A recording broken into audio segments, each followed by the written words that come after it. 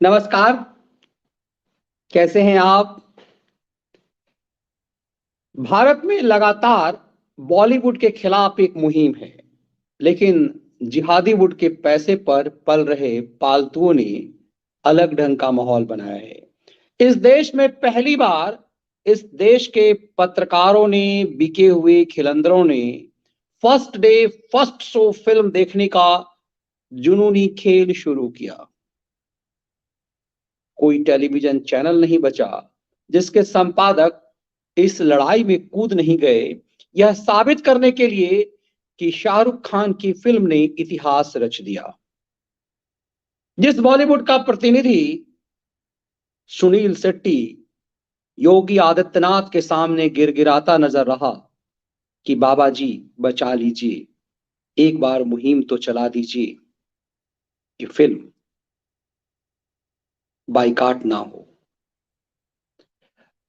उस बॉलीवुड में जहां चॉकलेटी हीरो कहे जाने वाले आमिर खान से लेके पूरे गैंग का खेल खत्म हो गया, वहां शाहरुख खान ने क्या क्रांति कर दी, इसके क्या मायने हैं, जिहादीवुड के इस खेल को समझना बहुत जरूरी है।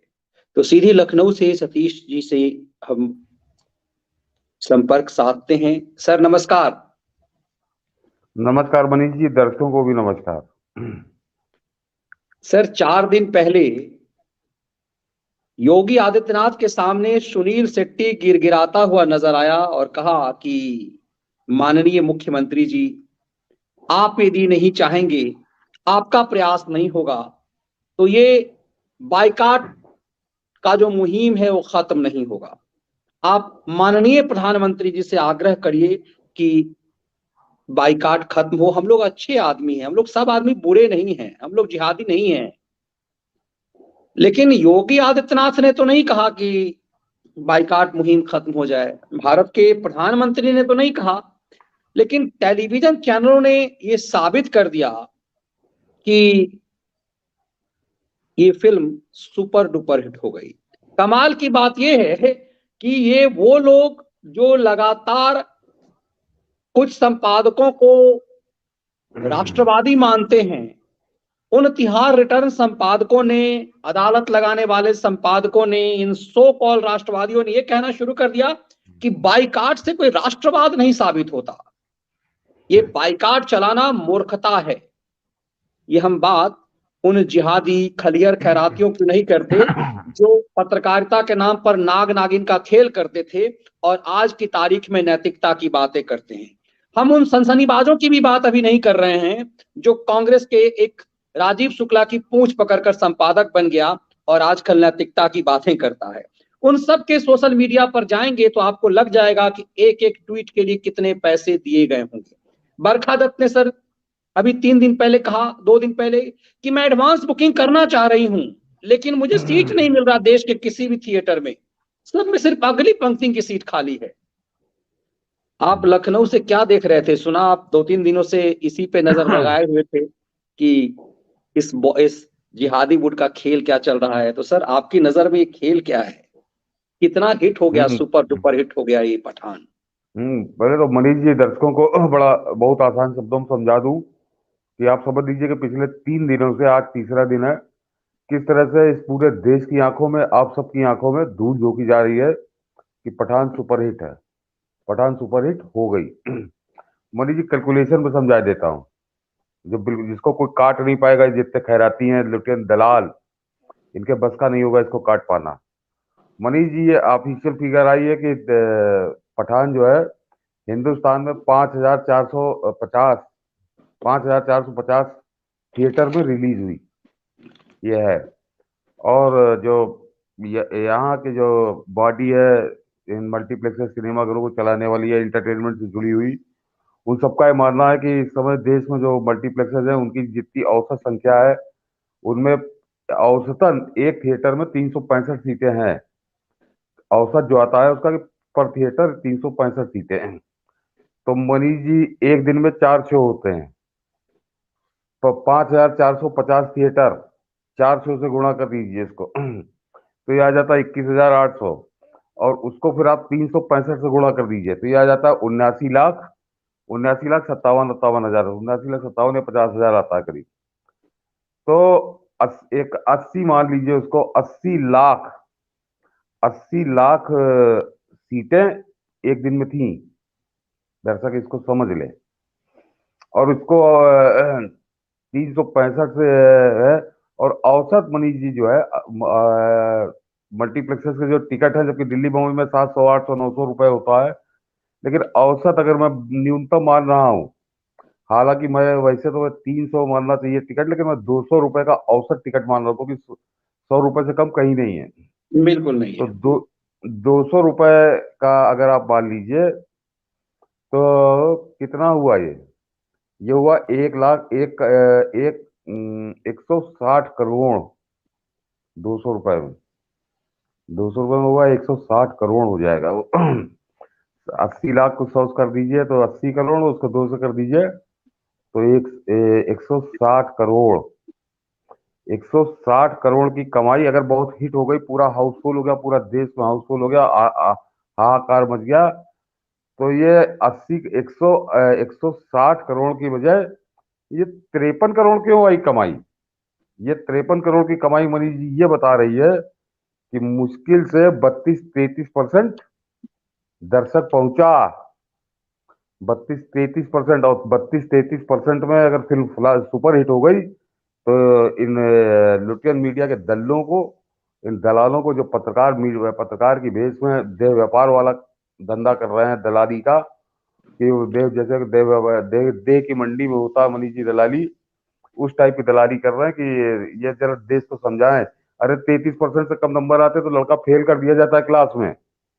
तो मैंने मैंने कैलकुलेशन बताया उन्हीं के कहे हुए, मैं मान रहा हूँ कि जो कुछ वो कह रहे हैं वही सच है। तो जहां 160 करोड़ की कमाई होनी चाहिए थी, वहां 33% कमाई हुई है, यानी 53 करोड़ की।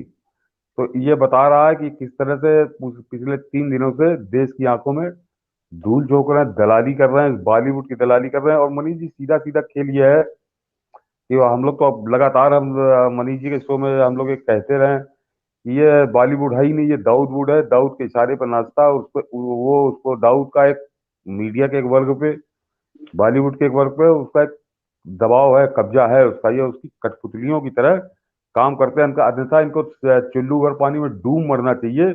देखिए, जो एक्टर कुछ का है, प्रोड्यूसर कुछ का है, वो ठीक है, वो अपने दावे करते हैं। पत्रकार का क्या ड्यूटी है? हम आप मनीष जी यहाँ बैठ के कैलकुलेशन कर रहे हैं उन्हीं के दिए हुए आप फिगर पे। उठा के देख लीजिए, सब जगह लिखा है कि 5450 थिएटर पे रिलीज हुई है। तो 5450 थिएटर पे जब वो रिलीज हुई है, तो इस हिसाब से कमाई ये होनी चाहिए। अगर पूरे देश में सुपर हिट हो गई, सुपर हाउसफुल है वो, क्यों नहीं है? 1/3 से भी कम कमाई है। तो ये मनीष जी एक प्रोपोगंडा था, और ये लड़ाई है, वैचारिक लड़ाई है। ये वैचारिक लड़ाई है, और इसीलिए उस पक्ष ने, जो देश का दुश्मन पक्ष है, उसने इस पर जमकर पैसा झोंका है मनीष जी। सैकड़ों सैकड़ों की संख्या में पूरे देश से लोगों ने अपने अपने ट्वीट डाले हैं, वो वीडियो डाले हैं, स्क्रीनशॉट डाले हैं, जो बता रहा है कि सुपर फ्लॉप, पूरा पूरा हाल खाली है, पूरा पूरा हाल खाली है। और पहले मनीष जी एक बार दर्शकों को और समझा दूं कि देखिए, आप प्रायोजित करके भीड़ जमा कर सकते हैं, जैसे पठान के लिए कुछ जगहों पे वो भी वीडियो पड़े हैं। वो भी वीडियो पड़े हैं। और मनीष जी अभी बस दिखाइएगा, पहले जरा दर्शकों को समझा दूं ये है, इनका खेल क्या है। कि ये जो आप जो पठान के वीडियो देखिए, जो ट्विटर पे डाले जा रहे हैं, भीड़ वाले बड़े उत्साह में है कि मल्टीप्लेक्स के अंदर नाच रहे हैं दर्शक, पूरे एकदम हुड़दंग हो रहा है। जबकि मनीष जी जोर से बोलिए तो आदमी तुरंत आ जाता है मल्टीप्लेक्स का, कि जरा शांति से बैठिए। और ये नाचना कूदना तो बड़ी दुई है। वो आज से 30-40 साल पहले जब वो सिंगल थिएटर हुआ करते थे, सस्ते वाले, तब ये सब हुआ करता था कि सिक्के उछाले जा रहे हैं, रुपया उड़ाया जा रहा है। मल्टीप्लेक्स में बड़े अनुशासन के साथ होता है। ये जब तक माल ना पहुंच जाए, प्रायोजित शूट ना करना हो, तब तक ये सब नहीं होता है। तो ये तो आप प्रायोजित करके शूट तो कर सकते हैं, लेकिन प्रायोजित करके आप पूरा हाल खाली नहीं करा सकते।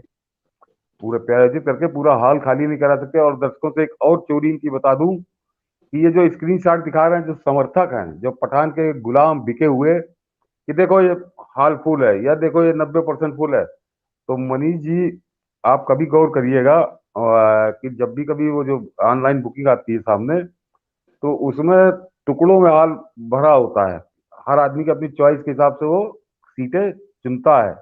ये जितने समर्थक भरे वाले हाल डाल रहे हैं, या तो वो पूरे फुल है, एकदम हाई नहीं, कोई जगह ही नहीं है, या पूरी एक लाइन फुल है, फिर उसे दो लाइन छोड़कर फिर एक लाइन फुल है। तो वो समझ में आ जाता है कि ये स्पॉन्सर्ड बुकिंग है, कि इकट्ठे इकट्ठे बुकिंग कराई गई है बल्क में, और उसके बाद भी झूठ बोल रहे हैं। वो दो चार दस, क्योंकि उनको शूट करना था, ट्विटर पे डालना था कि देखो दर्शक नाच रहे हैं, इसलिए वो दो चार हाल। और वो मनीष जी अभी का नहीं है, आप लोग को, आपको ध्यान होगा कि मैंने मेरी मेरी रुचि रही है बहुत इसमें, कि जब ये सब कुछ नहीं था, इंटरनेट, वो राजेश खन्ना, अमिताभ बच्चन और जितेन का दौर था, उस जमाने में भी मनीष जी हवा बनाने के लिए ये बिल्कुल प्रचलित था कि वो बम्बई के सिनेमा घरों में प्रोड्यूसर कुछ टिकटें खरीद लेता था, ताकि लोगों को लगे कि हाउसफुल हो गया है। वो कहीं फ्री में बांटे जाते थे, बुक रहता था। तो ये बड़ा पुराना टोटका है, जिसको ये अब आजमा रहे, तो अब इंटरनेट का दौर है तो उसको ये इस पर डाल देते हैं। लेकिन बाकी जो आसाम में आदमी पकड़ा गया, वो 200 टिकटें खरीद रहा था, वीडियो आ गया, तो अब सोशल मीडिया के दौर में नंगे हो जाते हैं बहुत बुरी तरीके से। मगर बहुत बेशर्म रोल जो रहा है इसको मीडिया का रहा है, क्योंकि उसको तो सच बोलना चाहिए था। वो बायकाट का पक्ष ना लेती, कुछ ना करता, लेकिन वो बताती थी कि असलियत क्या है, कि जिस पिक्चर के 33% भी कमाई नहीं हो रही है, वो उस पिक्चर को सुपरहिट बता रहे हैं, लोगों की आंखों में धूल, और बता रहे हैं कि पूरा रिकॉर्ड तोड़ दिया। अभी बताऊंगा मनीष जी की रिकॉर्ड कैसे टूटता है। जरा दर्शकों को आप दिखाइए कि असलियत क्या है, जो कितनी बुरी तरह फ्लॉप हुई है ये। देखिए, मुझे लगता है कि सर उससे पहले जरा सा कुछ नमूना दिखाओ कि कैसे माहौल जो सतीश जी बता रहे हैं वो माहौल क्या है, और कैसे कुछ लोगों ने जो हमेशा पत्रकारिता में सांप छुछुंदर लड़ाने का खेल खेला, उन लोगों ने क्या क्या एजेंडा चलाया है। जरा इसको देखिए कि ये विनोद कापड़ी है, और आप अक्सर इसको देखते होंगे कि ये खलियर हो चुका हुआ है लंबे समय से, तो अपनी पत्नी के साथ ये एजेंडा चला रहा है। इसके पूरे ट्वीट को यदि आप देखेंगे तो हाँफता हुआ ये पूरे एजेंडा सिर्फ और सिर्फ पठान फिल्म के हिट को लेकर के बना रहा है। जो जिस चीज के लिए सतीश जी बात करें, कैसे सिनेमा हॉल में इस तरह की वीडियोस बनाए गए हैं, ये कभी संभव है क्या कि टॉर्च लेकर के इतने, मतलब पब्लिक को जैसे लग रहा है ना क्रिकेट के मैदान में हो रहा हो। मतलब ये दिखाया गया है कि एक सिनेमा हॉल में सीट से 4 गुना 5 गुना ज्यादा लोग सिनेमा देख रहे हैं। क्या ये कभी संभव है?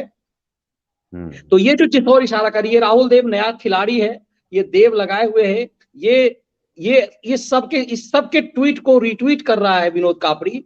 और आप देखेंगे किस तरह से उस फिल्म के एजेंडे को एक एक, मैं सिर्फ एक बानगी दिखा रहा हूं, मैंने बरखा, देखिए किस तरह से माहौल बनाया जा रहा है, जैसे लग रहा है ये थिएटर में 5 गुना 6 गुना लोग घुस गए सर। हाँ ये हाँ। देखिए, ये देखिए, ये एजेंडा, जिस मुझे लग रहा है जिस ओर आप इशारा कर रहे हैं कि कैसे शूट किया गया है कुछ एक सिनेमा हॉल को पैसे दे करके, ये मल्टीप्लेक्स ये का जो आपने पिछले ये देखिए, ये पूरा एजेंडा जो एक ही आदमी के ट्वीट पर आप समझ जाएंगे।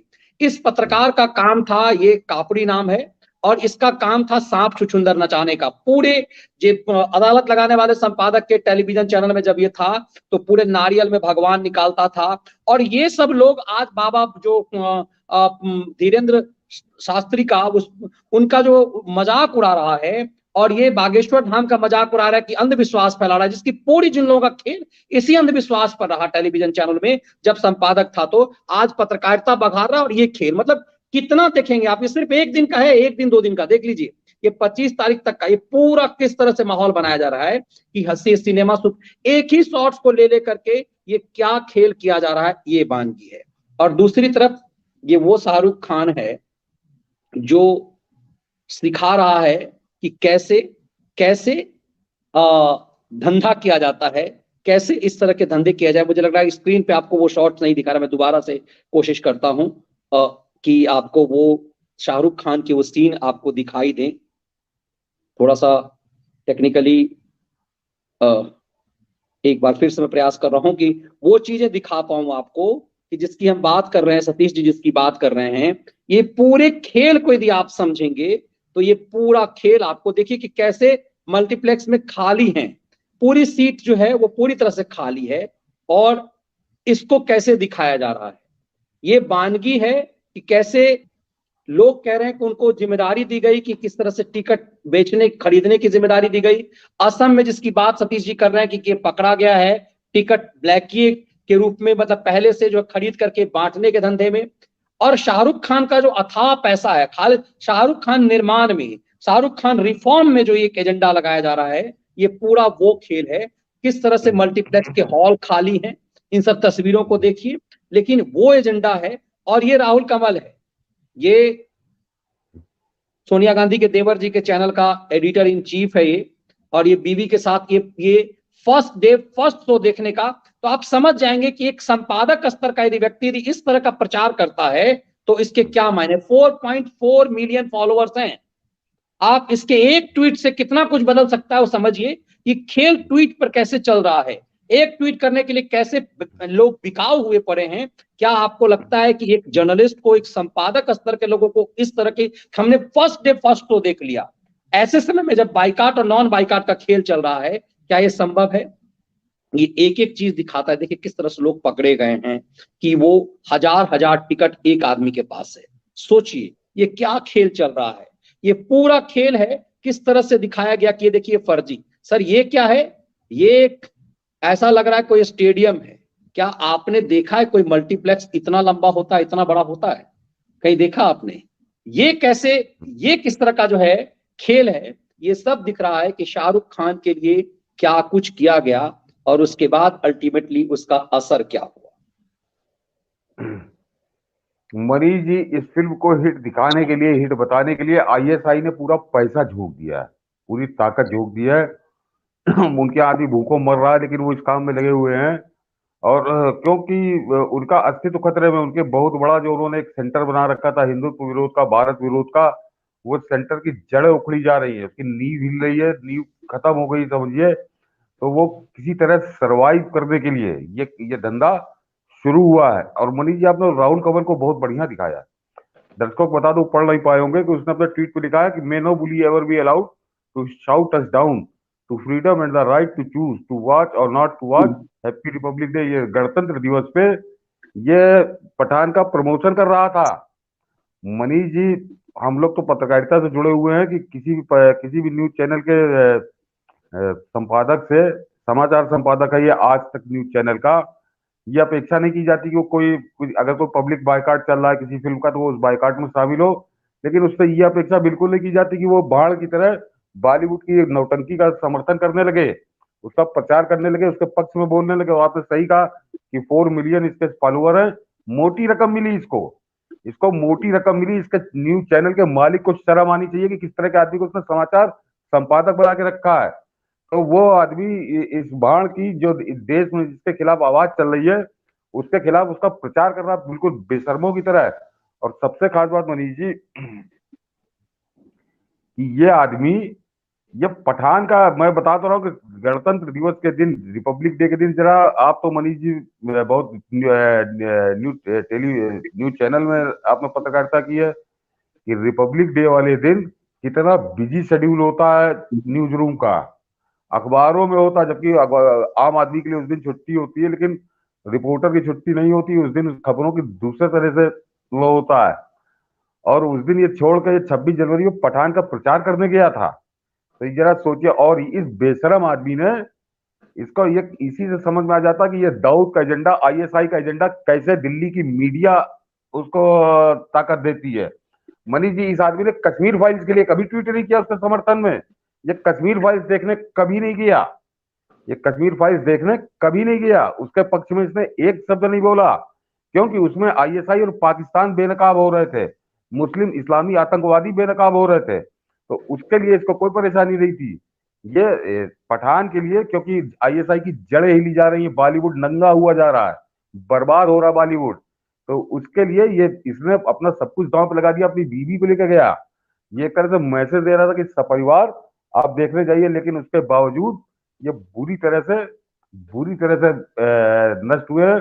और एक बड़ी खुशी की बात है कि इनकी हराम की रकम डूब रही है। ये पैसे खरीद के जो बांटे गए हैं, एक बनी जी, और वो मेरे ख्याल से वीडियो का वो जो एक 800 टिकट लेके वो बांट रहा है, 800 टिकट लेके वो आदमी दिखाया था वो। हाँ बांट रहा है। तो ये इस तरह से बल्क में लेके फ्री में टिकट बांटे गए। और उसके बाद भी 32-33% की ऑक्यूपेंसी है, जो मतलब हम लोग के दौर के, तो अगर मैं अपने जमाने की बात करूं जब फिल्में देखने का शौकीन था, 32-33% ये दर्शक ये कह के निकलते थे कि बंडल है, पिट गई, बहुत बुरी तरह से गई भैंस पानी में। तो भैंस पानी में गई वाली स्थिति है। और ये जो 53 करोड़ की भी कमाई दिखाई जा रही है, तो मनीष जी 2-4 जगह के इन्होंने हवा बनाने के लिए कहा है। इसमें एक बार फिर एजेंसियों को थोड़ा सतर्क होना चाहिए कि ये 53 करोड़ भी नहीं है मनीष जी, ये जो अभी आज बता रहे हैं कि 100 करोड़ पार हो गई, ये नंबर 2 का पैसा कहाँ से आ रहा है, कौन दे रहा है, किसने बल्क बुकिंग कराई, आज की तारीख में डिजिटल सब कुछ है, सब कुछ सामने आ जाएगा। और अब दर्शकों को बता दूं कि हिट होना क्या होता है मनीष। जी ये दर्शक समझ लें। इनके गणित में मत जाइए जो नंगे होके नाच रहे हैं लुटियन दलाल। मनीष जी, कश्मीर फाइल जब रिलीज हुई थी तो 630 थिएटर में रिलीज हुई थी, 630 थिएटर में। और ये रिलीज हुई है मतलब 5450, यानी कश्मीर फाइल से कम 8 गुना ज्यादा, 8 गुना ज्यादा। और कश्मीर फाइल्स ने पहले 5 दिन में 630, पहले हफ्ते में, एक हफ्ते में 997 करोड़ का बिजनेस किया था 630 थिएटर में जब वो रिलीज हुई थी। और ये 8 क्या बल्कि समझिए 8.5 गुना, 8 गुना है, 8.5 गुना।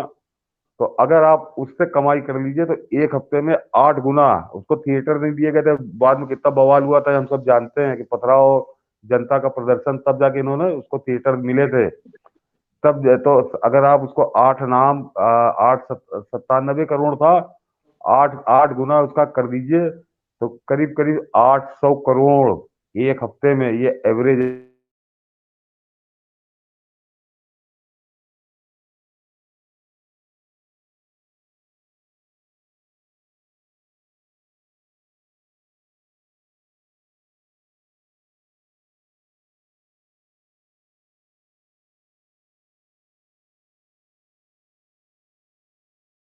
स्क्रीन मिले होते तो कश्मीर फाइल्स का कलेक्शन 700-800 करोड़ का होता। और सबसे खास बात यह है कि इसने तो बड़े हिसाब से किया कि उसको 26 जनवरी भी है, तो इतवार है, सब कुछ मिल रहा है इसको, तब भी ये वहां नहीं पहुंचेगा। ये तो नंबर 2 का पूरा खेल है।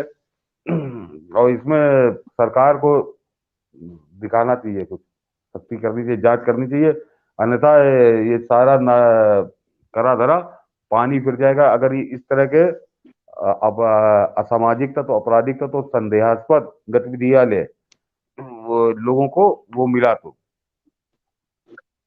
हाँ, सिग्नल मुझे लग रहा है कि ब्रेक हो रहा है सतीश जी का, तो नहीं नहीं, हम, लगातार ऑडियो ऑडियो आ रहा है आपको?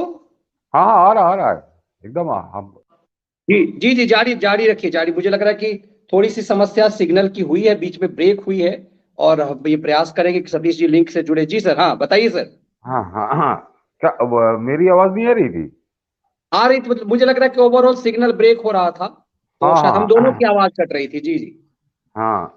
नहीं, वही मैंने कहा कि अगर कश्मीर फाइल्स को 5,450 स्क्रीन मिल जाते तो उसकी कमाई पहले हफ्ते में होती 700-800 करोड़। तो वो उसको कहते हैं हिट होना। और जबकि सब जानते हैं कि उसका कैसा विरोध हो रहा था, उसके विरोध में कभी राहुल कंवल नहीं बोला, कभी सुधीर चौधरी नहीं बोला। तो ये लोग बैठे, ये तब ये ज्ञान बांट रहे थे, निष्पक्ष होने का नाटक कर रहे थे। उसके बावजूद उस फिल्म ने रिकॉर्ड तोड़े। तो वो होता कैसे हिट होती है। और मनीष जी, दर्शकों को एक और बता दूं कि ये आप कभी ये देखिए जरा न्यूज चैनल को कि सारे रिकॉर्ड तोड़ दिया, अगले पिछले इतिहास बना दिया पठान ने। अभी मैंने आपको समझाया कि वो 32-33% की ऑक्यूपेंसी है। और मनीष जी, रिकॉर्ड टूटना किसे कहते हैं ये दर्शकों को और बता दूं कि शोले शोले का जो ऑफिशियल फिगर है कि शोले को 10 करोड़ दर्शक मिले हैं, 10 करोड़। इनको पूरे जन्म में नहीं मिलेंगे, पूरे जन्म में नहीं मिलेंगे। जब आते तब ये सुनो पिछला इतिहास टूट गया। तो शोले का जरा सा आप लोग ढूंढेंगे तो आपको मिल जाएगा कि वो 10 करोड़ दर्शक। और सबसे खास बात है कि अब तो शोले कोई मतलब नहीं है। जिस समय शोले आई थी उस समय देश की आबादी 55-60 करोड़ थी। और उस 55-60 करोड़ में 10 करोड़ दर्शक, आज 135 करोड़ है। और इनको 1 करोड़ दर्शक के लिए तरस रहे हैं ये। तो बहुत बहुत अंतर है। ये किस तरह से धूल झोंकते हैं, ये तथ्यों को जरा समझिए आप। सर, एक बड़ा ड्रामेटिक खेल हो रहा था, मैं देख रहा था कि सुधीर चौधरी रिक्वेस्ट कर रहा था, गिड़गिड़ा रहा था कि ये बाइकाट जो है कोई राष्ट्रभक्ति नहीं है।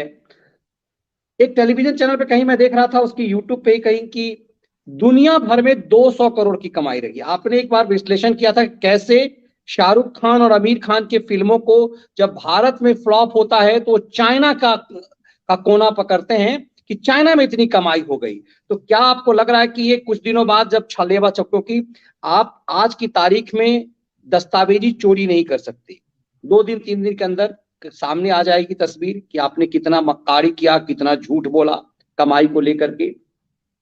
लेकिन 200 करोड़ कहा जा रहा है कि फर्स्ट डे कमाई कर ली गई, और वो एंगल जोड़ा गया दुनिया भर में। तो क्या आपको लग रहा है फिर वही एजेंडा अपनाया जाएगा, ये जिहादी गुट के, हाँ हाँ बिल्कुल वही कराची है ही गुट है, के वही चोर, कि वही चाइना है एंगल वही। लेके कि चाइना में हिट हो गई, हिंदुस्तान में फ्लॉप हो गई? हाँ हाँ वही होगा मनीष जी। मैंने कहा था कि वो एंटी इंडिया, देखिए पाकिस्तान इसी में बर्बाद हुआ जा रहा है, तबाह हुआ जा रहा है। खाने के लाले वो पड़ गए, आटा नहीं मिल रहा। लेकिन वहाँ की आर्मी अपने फंड में कमी नहीं होने दे रही। वो जनता को भूखा मार के, आर्मी का एक ही उद्देश्य है वहाँ पे हिंदुस्तान के खिलाफ चलाना, अभियान चलाना। और वो जान रही है कि उसका एक बहुत बड़ा हथियार खत्म कर दिया है हिंदुस्तान ने, लगभग खत्म हो चुका है वो। और उसको वो नई जिंदगी देने के लिए वो सब कुछ करेंगे। ये मनी लॉन्ड्रिंग है पूरी पूरी, बहुत खुलकर मनी लॉन्ड्रिंग है। और मनी जी आप जरा दर्शकों से कहूंगा, आप लोग भी गौर करिएगा अगर ट्विटर पे हैं, और जो जितने भी वीडियो सामने आए हैं, टिकट बल्क में टिकट खरीद के बांटने वाले, फ्री में बांटने वाले बता रहे हैं कि मैं शाहरुख का एक वो जो वीडियो पड़ा मनी जी, 800 टिकट वो कह रहा है मैं तो शाहरुख खान के लिए कुछ भी दांव पे लगा दूंगा। मनी जी 2.5 लाख रुपए के हुए, अगर 300 रुपए का रेट मान लीजिए, 2.5 लाख रुपए कोई किसी के लिए खर्चा तो नहीं करता। तो ये पैसे कहाँ से आ रहे हैं, कौन दे रहा है और कौन इसके पीछे है?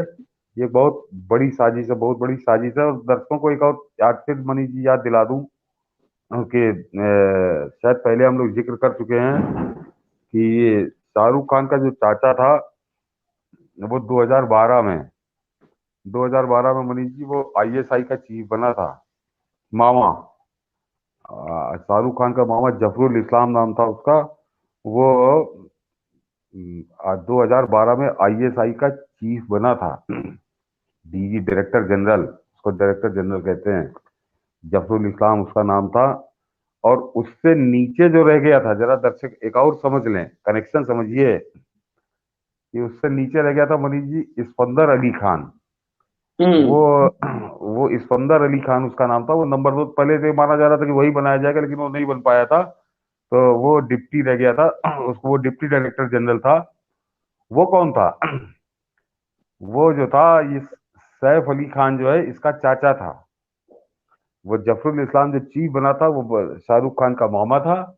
और जो इस्कंदर अली खान जो डिप्टी था आईएसआई का, वो इसका चाचा था। मतलब दर्शकों को थोड़ा करेक्शन स्पष्ट कर दूं कि 1948 में जो आज पीओके जो हम लोग करते हैं, उसको कब्जा करने वाली जो कबायली बेस में जो पाकिस्तानी सेना थी, उस सेना को लीड कर रहा था मेजर जनरल शेर अली खान। मेजर जनरल शेर अली खान। अभी पीछे का नाम बताता हूँ। वो था, पूरा नाम उसका था मेजर जनरल शेर अली खान पटौदी। हम्म। वो जो था, वो जो पटौदी था, शेर अली खान पटौदी, वो नवाब पटौदी जो मंसूर अली खान है उनका चाचा था। तो उसका लड़का जो है वो मंसूर अली का भाई हुआ, और सैफ अली खान का चाचा हुआ, जो डिप्टी डिप्टी डायरेक्टर आईएसआई का हुआ 2012 में। तो ये खेल समझिए, बड़ा लंबा कनेक्शन है। और मैंने कहा ना कि आईएसआई ने पूरी ताकत झोंक दी है। ये बिके हुए पत्रकार, ये ये मोदी विरोध में देश विरोधी हरकतों करतूतों पे उतर आए हैं। ये दर्शक जरा इसको समझें, ये बहुत बड़ा खेल है। और बिल्कुल हताश निराश या मनोबल गिराने की जरूरत नहीं है। इनके झूठ के प्रोपेगेंडा मत जाइए, बहुत बुरी तरह से पिटी पठान। मैंने आपको आंकड़े के साथ, तथ्यों के साथ बताया, मैं कतई कोई उसमें भावुकता वाली बात नहीं कर रहा हूँ कि इतने कमाई होनी चाहिए थी। वो 32-33% पे कमाई रुकी हुई है, और उसमें भी वो मनी लॉन्ड्रिंग का पैसा है। और जो अभी मनीष जी ने कहा, वो तो मनीष जी और चौंकाने वाला आंकड़ा है, जिस तरफ मनीष जी ने इशारा किया कि विदेशों में कमाई। अब दर्शकों को बताऊं मनीष जी, इन्हीं के जो फिगर आ रहे हैं मैं उसी की बात कर रहा हूँ। कि विदेशों में यहाँ पे 5,450 थिएटरों में रिलीज हुई है, और विदेशों में इन्होंने कहा कि करीब करीब 2,500 थिएटरों में रिलीज हुई है, और उस वहां पे कमाई इसी के बराबर हो गई। आप देखिए कि पहले दिन जो है 105 करोड़ 106 करोड़, यानी करीब जितने हिंदुस्तान में उतनी कमाई विदेश में। तो वहाँ 2,500 थिएटर में हिंदुस्तान के बराबर कमाई हो रही। कहाँ से हो रही, कौन देखने जा रहा है, किसके पास इतना फालतू समय, किस तरह की फालतू पिक्चर देखने जाओ। उसमें मनीष जी, मैं ना देख रहा था कि सबसे ज्यादा जो हुआ है वो नॉर्थ अमेरिका में, तो कनाडा, मेक्सिको, कोलंबिया, यूएस। तो ये लोगों के आंखों में धूल झोंक रहे हैं, और एक बड़ा प्रोपोगंडा है। और इसके प्रति सावधान रहिए। बिल्कुल जबरदस्त सफलता मिली है आपको, इनका पैसा लग रहा है उसको हिट दिखाने में, लेकिन फिल्म बहुत औंधे मुंह गिरी है, औंधे मुंह। ये कहीं पानी नहीं मांग रही। सर अभी आएंगे, कुछ लोगों के सवाल हैं। मनीष जी और सतीश जी को साधुवाद।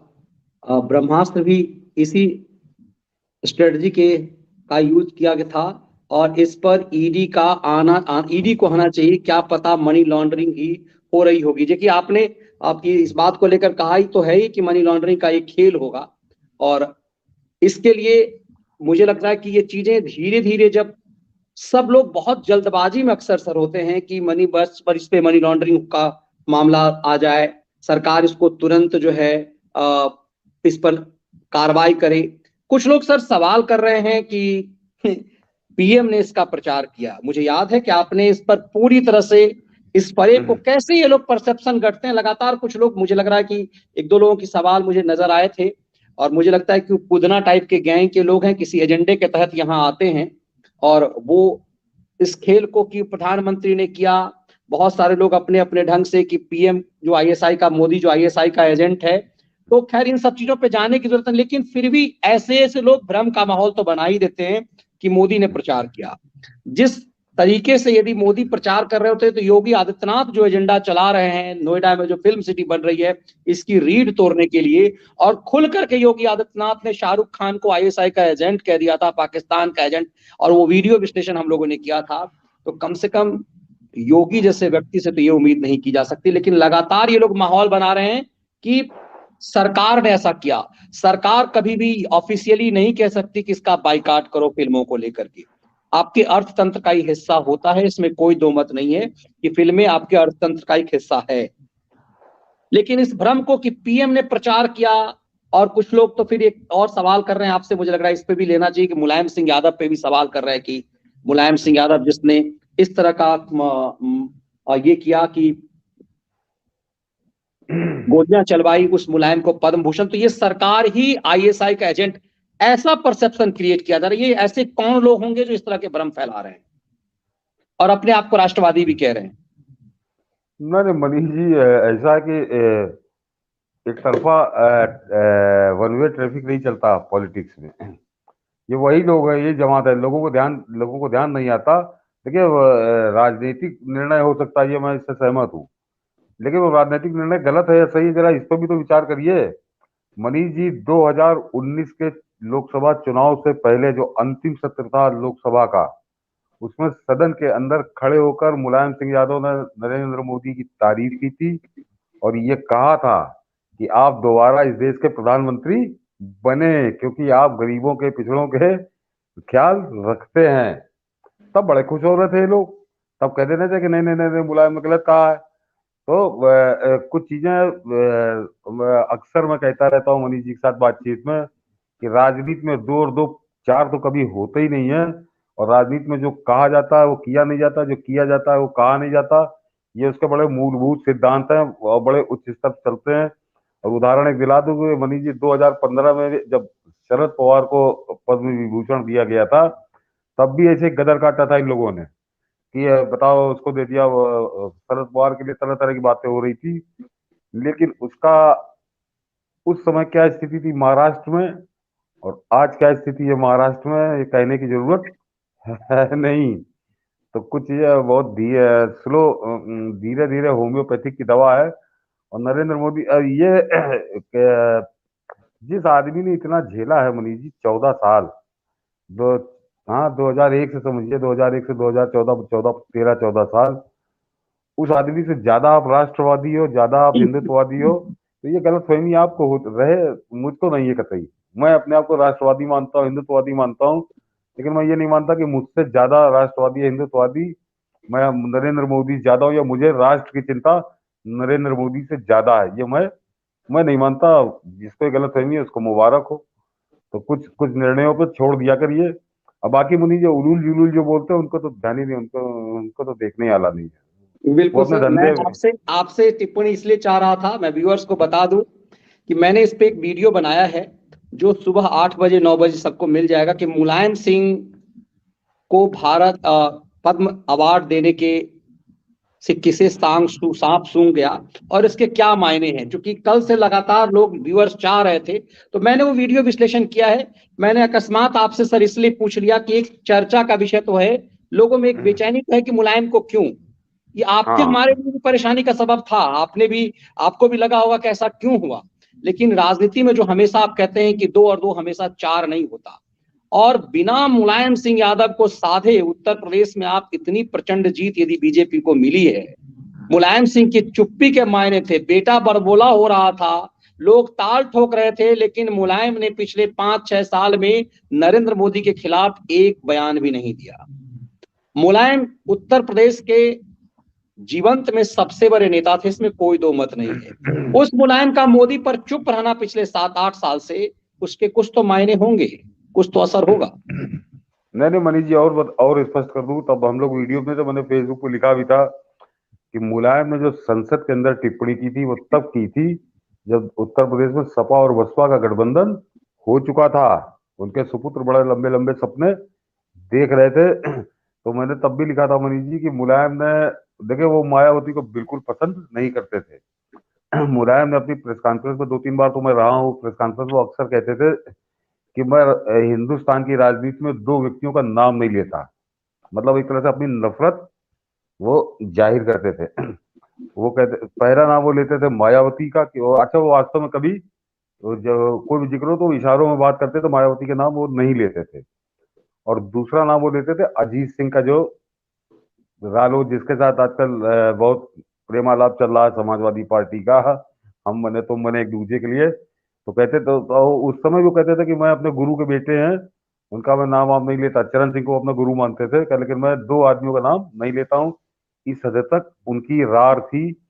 और इसीलिए लोकसभा चुनाव से ठीक पहले संसद के अंदर खड़े होकर ये कहना कि आप दोबारा प्रधानमंत्री बने क्योंकि आपने बहुत वो किया है, तो उन्होंने पलीता लगा दिया था। तो सपा बसपा का गठबंधन उत्तर प्रदेश में था, अपने जो समर्थक थे उनको उन्होंने मैसेज दे दिया था।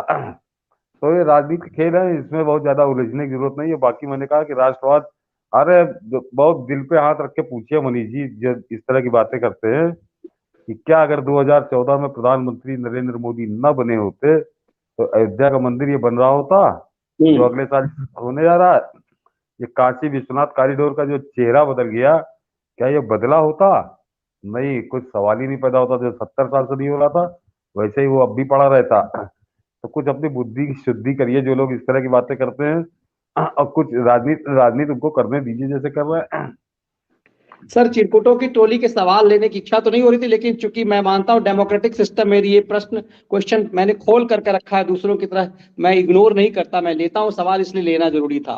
2014 की आपने बात कही, मोदी कुछ नहीं करता सर। यदि प्रचंड बहुमत मोदी को नहीं होता तो वो कुछ नहीं कर पाता। यही मोदी कुछ नहीं कर पाएगा यदि इस देश की जनता से उसका समर्थन वापस हो जाएगा। और जिस देश में जाति के नाम पर वोट पड़ता हो, मैं बार बार अक्सर मध्य प्रदेश की बात करता हूं कि मध्य प्रदेश में इसी कट्टर हिंदुत्ववादियों ने, जो औरंगजेब को भी दे दो भारत रत्न, ऐसे जो जिहादी हिंदू हैं, इन लोगों ने नोटा सोटा दबाया था तो कमलनाथ की सरकार आई थी। और उसके बाद पूरे लुटियन दलालों के 2-2 चैनल खुल गए थे और फिर एजेंडा फिक्स हो गया था। वो तो किस्मत कहिए कि अमित शाह ने कांड कर दिया, वरना आज ये लुटियन दलालों का गैंग 4-5 चैनल खुल रहा होता। दिग्विजय सिंह ने और कमल और कपिल सिब्बल ने 2-3 चैनल खोल दिए हुए थे दाना पानी डालने के लिए। दरअसल इन लोगों की समझ की बात, ये घर में बैठे हुए जिहादी, ये भारत, ये देशभक्त, ये कट्टर हिंदूवादी बन जाते हैं। अपने घर में जो है ना कॉटन की रुई लेकर के तलवार भांजते हैं, औरंगजेब से लड़ते रहते हैं ये सब, हाँ, ये कट्टर हिंदू घर में बैठ करके बनते रहते हैं, और ये सब ऐसे लोग मुझे लगता है कि उन जिहादियों से ज्यादा खतरनाक है इस देश के लिए, जो इस तरह की बात औरंगजेब को दे दो, फलाना को दे दो, ये जो कहाँ से जहर लाते हैं कभी समझ में नहीं आता। इसीलिए सर मैंने आपसे ये जानना इसलिए चाहा कि आपकी राय क्या है। वैसे मैंने एक वीडियो विश्लेषण किया है, मुझे लगता है कि आप भी देखिएगा, कल सुबह उसे मेरी टीम डालेगी इस वीडियो को, जो मुलायम, क्योंकि इस पर अब तक टेलीविजन चैनलों की भी चुप्पी है कि मुलायम को पद्म अवार्ड देने के मायने क्यों हैं। यह भी समझना जरूरी है लोगों को कि आखिर अखिलेश यादव को सांप क्यों सूंघ गया, उसकी चुप्पी अब तक क्यों है। जो अखिलेश यादव कोरोना वैक्सीन पर कहता था कि समाजवादी वैक्सीन आएगी, मुलायम ने उस पर चुप्पी लगाई। तो मुलायम के पिछले 6-7 सालों की चुप्पी, और पार्लियामेंट के अंदर मुलायम सिंह का यह कहना कि मैं चाहता हूं कि आप वापस लौट कर आइए, यादव वोट के लिए एक बहुत बड़ा मैसेज था। और मुझे नहीं लगता है कि मुलायम की उस टिप्पणी से लोकसभा में वोट प्रभावित नहीं हुए होंगे। सर आपकी इस पे टिप्पणी? नहीं, वो तो 2019 का परिणाम बता रहा है। 2019 का परिणाम बता रहा है कि मायावती अखिलेश के बाद दिल्ली के जितने खैराती थे तो बताने लगे कि भाजपा को 18 सीटें और 60-65 सीटें इस गठबंधन को मिलेंगी, कुछ 20-22 दे रहे थे और सबको धता बता दिया। तो खेल तो हुआ ही ना कहीं, वो खेल हुआ मनीष जी। और सबसे खास बात मनीष जी देखिए, फिर वही राज एक है, दोनों चीजों का गालमेल नहीं हो सकता। मुलायम ने जो बयानबाजी की थी, उस बयानबाजी वो उनकी राजनीतिक जरूरत थी, वो मुलायम की राजनीतिक जरूरत थी लेकिन उसके बाद जो किया वो नरेंद्र मोदी की राजनीतिक जरूरत है, तो उनमें अड़ंगा मत डालिए। और सबसे खास बात यह है कि एक बड़ा पौराणिक उदाहरण है कि विभीषण जब आया था रावण को छोड़ के, तो आप सुंदरकांड में उसका उल्लेख है कि पूरी बानर सेना और जितने सिपह सलार थे सब पीछे पड़ गए थे कि मार डालो काट डालो, ये साला खबरी है, ये मुगबरी करने आया है, जासूस है रावण का। लेकिन भगवान राम ने शरण दी थी। और ये ये भी दर्शकों को बता दूं कि विभीषण की चाहे जितनी गुणगान करिए, विभीषण आज भी हिंदू समाज के लिए इतना त्याज्य है, कोई उसको पसंद नहीं करता कि आज भी आपने किसी के कोई भी अपनी संतान का नाम विभीषण नहीं रखता। जबकि सर आपने बहुत कुछ कह दिया। और हाँ, और जबकि आपको बता दूं कि रावण के 2 पुत्र थे, अक्षय कुमार और इंद्रजीत। मेघनाथ का नाम इंद्रजीत था। आपको एक नहीं लाखों लोग मिल जाएंगे जो रावण के पुत्रों के नाम से अपने पुत्रों का नाम रखते हैं। आपको अक्षय कुमार और इंद्रजीत नाम के बहुत बहुत लोग मिलेंगे, लेकिन जरा ढूंढिए कहीं प्रयास करके, आपको विभीषण नाम का व्यक्ति नहीं मिलेगा। तो अगर वो बड़ा राम का प्यारा था, बड़ा भला था, तो उसके नाम से क्यों नहीं है? लेकिन भगवान राम ने उसको शरण दी थी। तो कुछ चीजें इशारों में होती है, उसको समझा करिए, उसको बहुत ज्यादा खुल के कहने की, ज्ञान बताने की जरूर। जरूरत नहीं है। लेकिन कुछ लोग, ये जहर नस्ल के लोग आते हैं तो वो भ्रम भी फैला देते हैं, इसीलिए उनके सवाल को लेना कई बार जरूरी हो जाता है। हाँ हाँ। बोस साहब कह रहे हैं कि 1.2 look at Khan gang, they are making film to destroy image of Indian army, Lal Singh Chaddha and Pathaan. ये भी बहुत बड़ा एजेंडा है, और इस चीज को मुझे लगता है कि क्लियर करके किया गया है कि इस फिल्म के माध्यम से हमने, मुझे लगता है कि व्यूअर्स ने देखा होगा कि हमने जो अभी एक पसमानदा टीम के साथ जो पूरा विश्लेषण किया था, उसमें आया था कि किस तरह से सर इस फिल्म में पठान, इंडियन आर्मी में भारत का जो जासूस है वो पठान है, लेकिन अफगानिस्तान में आतंकी है वो अंसारी है। मतलब अंसारी जो पाकिस्तान अफगानिस्तान में होता नहीं है, वहां पठान होते हैं, तो वहां आतंकी अंसारी बना दिया गया एक पसमानदा, और पठान को बना दिया गया भारत का एक रॉ का एजेंट बना दिया गया। ये खेल है ये। नहीं, इस पठान फिल्म के लिए भी लोग बता रहे हैं मनीष जी, मैंने देखी नहीं, ना देखूंगा उसको। तो जो पढ़ा मैंने कि फिल्म का हीरो पठान, फिल्म की हीरोइन वो आईएसआई की एजेंट है। वो आईएसआई की एजेंट है, वो बड़ी, मतलब समझ लीजिए वो हीरोइन है वो पिक्चर की। और फिल्म का जो विलेन है वो आरएसएस का पूरा, वो आरएसएस का अर्रा का एक्स कोई अफसर है जो हिंदू है, और बाकी जितने विलेन है वो सब हिंदू हैं। मतलब हिंदू इस देश के खिलाफ षड्यंत्र कर रहे हैं।